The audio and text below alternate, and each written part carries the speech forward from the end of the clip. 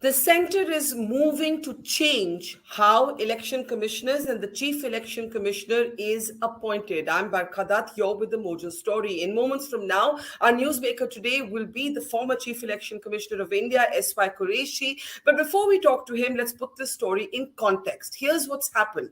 Earlier this year, the Supreme Court verdict decided, and this verdict came from a constitutional bench, that three people, a three-member selection committee, would be responsible for choosing the members of an election commission. This would include the Prime Minister, the Leader of the Opposition, and the Chief Justice of India. A proposed legislation has now been brought to Parliament, which will drop the Chief Justice from the selection panel and replace him or her with a cabinet minister instead. Now, it's important to contextualize this. Before the Supreme Court verdict, actually, there was no process of law that was laid down as to how to appoint election commissioners. But why has the government moved to modify this particular formula and model presented by the Supreme Court? And what might be the impact and the concerns in an election year? Let's go across now to our guest for the evening. Dr. S.Y. Quraishi is with us. Let's welcome him to the program. Dr. Quraishi has been writing and speaking a lot about the need for an autonomous election commission, the need for an election commission with teeth that can both bite and bark, metaphorically speaking. That is, Quraishi Saab, thank you for joining us. Let me start by asking you, what is this proposed legislation, of course, seeks to change a verdict from a constitutional bench. What is your response to this proposed change? Barkha, I think it is a mixed bag. There are very negative things and there are very good positive things, and I'll take you through them. First of all, this bill is in compliance of the Supreme Court order that you should have a bill. Till then, they had an interim arrangement with a collegium with Chief Justice in it. Now, government is going to have a collegium which they never had for the last 75 years, 70 years. All right. So, to that extent, it is in compliance. Yet, they are removing the Chief Justice and replacing him with a cabinet minister, which actually will make a mockery of a collegium, because these two together will always overrule the leader of opposition. He will always be outnumbered. And in fact, I remember reading some time ago Adhir Ranjan Chaudhary's statement where he mentioned various instances where he was very badly treated in the collegium and overruled. He was asked for information which was not given and the way he was treated. So actually that was making a mockery of the collegium system. Now, I have a solution to that. One that although it is 2-1, naturally inbuilt, but if the decision is made compulsorily unanimous, they have to agree on one person. So that will take care of that thing. Now, between the Chief Justice and a leader of opposition, I definitely prefer the leader of opposition to be in the collegium, because that creates more credibility, because he knows the officers and he is involved in the election process. Chief Justice may be an expert of law, but he doesn't know any bureaucrat. And all that he would know, the record which is presented to him, and from Mr. Chaudhary's account, hardly anything is presented.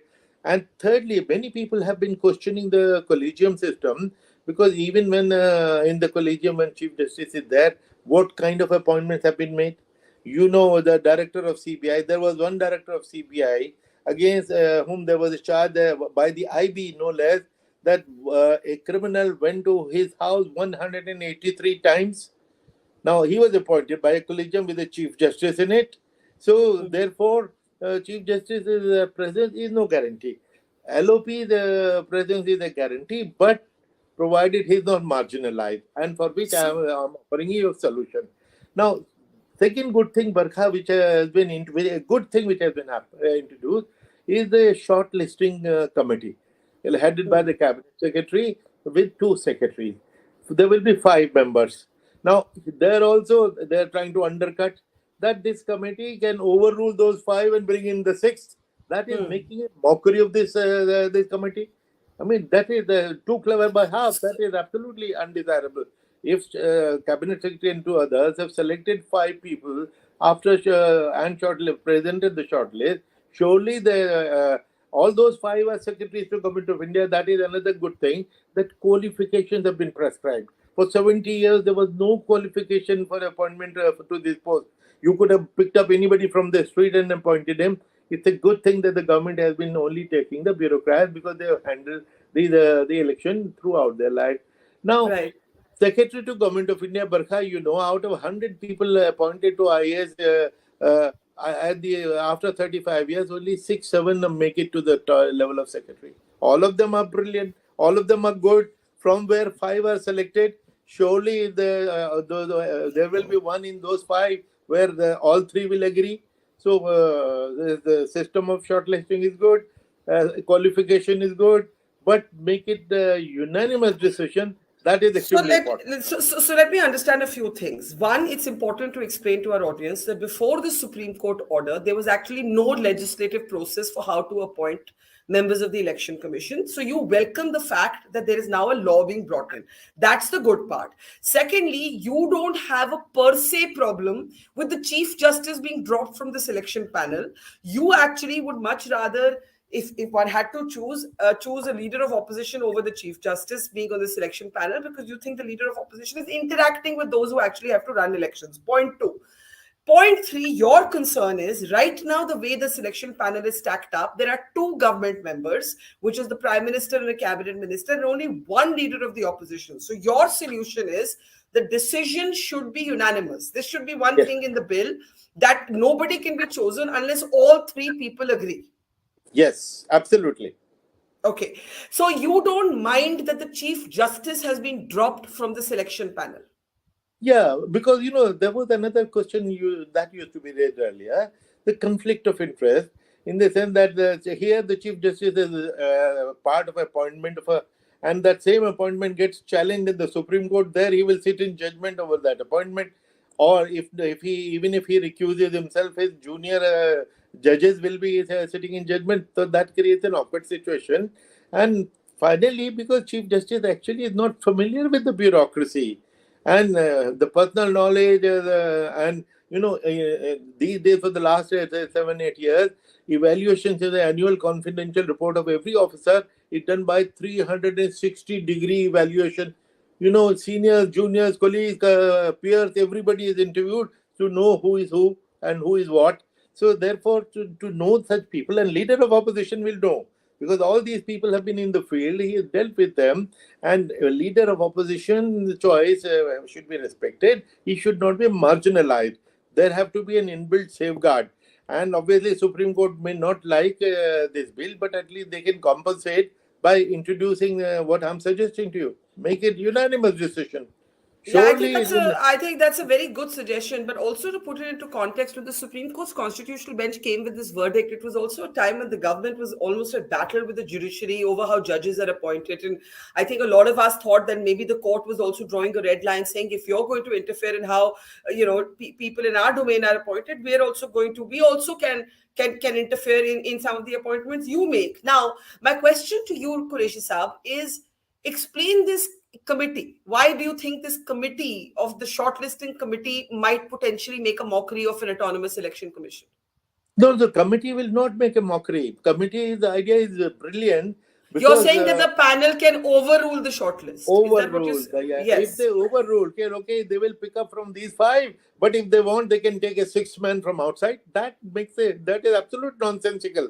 That has to be ruled out.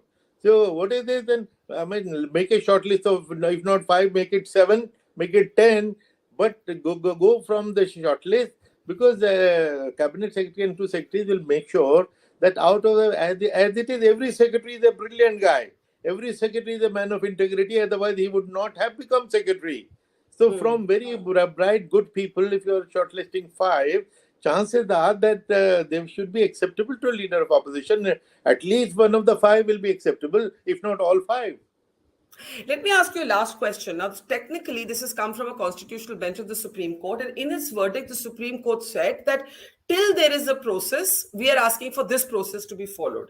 But the Supreme Court, I don't know how it would take to the Chief Justice having been dropped. We can't anticipate what the Supreme Court would take. Do you see this becoming a major point of battle between the government and the courts? Well, it can, because then there will be more ego issue there. If the Chief Justice and the Supreme Court feel that the intention is not to slight the Chief Justice, but for the reasons which are voiced publicly. Many people have questioned the quality of selections done by the same collegium, and as I mentioned, the CBI, the directors. Do you think they've covered themselves with glory? Hmm. When Chief Justice was a part of it. Therefore, it is better for Chief Justice to keep himself out of this, and it is better for him to sit in judgment on the quality when finally the recruitment is made and it is challenged in the Supreme Court. They should sit in judgment there. That will be better. So with That's the yeah. Yeah, that's a very important point, that it's better for the Chief Justice to have some distance from the process. So when there are disputes or challenges or appeals that come to the court can be dispassionate. Finally, Qureshi Sahib, you said that the way to make this process a fair one is to ask for a unanimous opinion. But why not ask for a third member who does not represent either the government or the opposition? Yeah, it is possible, but then I thought to myself, and maybe you can suggest, who can that be? I don't Speaker? know. Yeah. Speaker is a political man. Vice Yes. President of India, he is a political man. We are seeing Yes. what's happening in Parliament. Who will that be? So it is very difficult to find that such a person. But therefore, but unanimity will take care of that, and it's a very easy, doable thing to do. And actually, you said finally, but I have two final things to Yes. say, if you Please. permit. Please. So Please. there is one very, very good positive thing which is proposed in this, which is being missed in the debate. And there is a negative thing. Now, the positive thing is that for 20 years we have been demanding that the removal process of all the three commissioners should be identical. While Chief Election Commissioner is protected from removal except through impeachment by the Constitution, the other two can be removed very easily. Now, believe me, the other two commissioners often feel they are on probation. They are looking over their shoulder. Is the government happy with me? Will they elevate me to CEC post or not? And through them, the CEC can be manipulated. Therefore, now the equal protection which has been suggested is a brilliant move which we have been demanding, and very quietly it has been inserted. That's something which should be lauded and appreciated. And finally, there is one thing negative about which I'm concerned personally, that the position of the election commissioner has been downgraded. Now, before the Mr. Session and before 1991, the rank of a CEC was at the of a secretary to the government, and he was also treated like an undersecretary to the law ministry. So those things are behind. In 1991, through the act, they were equated with the judges of the Supreme Court. Now they have been equated with the cabinet secretary. Now here there is a very interesting catch. In salary, cabinet secretary and Supreme Court judge has the same salary, but in status and in warrant of precedence, there is a lot of difference. So, the downgrading the election commission, we are a wish guru in election. We had set up a training institute in election commission where in 10 years, 110 countries and commissioners have trained from us. We are the wish guru, and you are downgrading that wish guru to a lower level of a bureaucrat. So that is something which I think has crept in by mistake. I'm sure it is not deliberate. If it is unfortunate. But if it is a mistake, if it is oversight, that should be corrected. I think that's a very interesting point, and I have to confess I had missed that concern. So I thank you for flagging it. Finally, do you therefore feel that this bill needs a lot more debate before it Yes, is before yes, it is indeed. passed Yes, in indeed. Parliament? Correct. Considering that I mentioned two, three concerns, so how will they come into consideration except through debate? They should be debated, and these corrections should be made. Well, thank you for flagging these issues, and I very much hope, because of the no confidence motion, actually, right now this bill did not get kind of the movement that it may have otherwise. And now with all of these points that have been flagged, and they're very interesting because the first response in the media was Chief Justice ko hatana galat hai, and you're actually saying that part is okay, but there are other concerns that are actually much more grave and compelling and need our attention. Thank you, Quraishi Sahab. Always a pleasure. Take care. Thank you, Thank sir. you. It's great to see you here. Thank you for watching our work. If you haven't subscribed yet, don't forget to click the bell icon and subscribe to Mojo Story and support independent, robust journalism.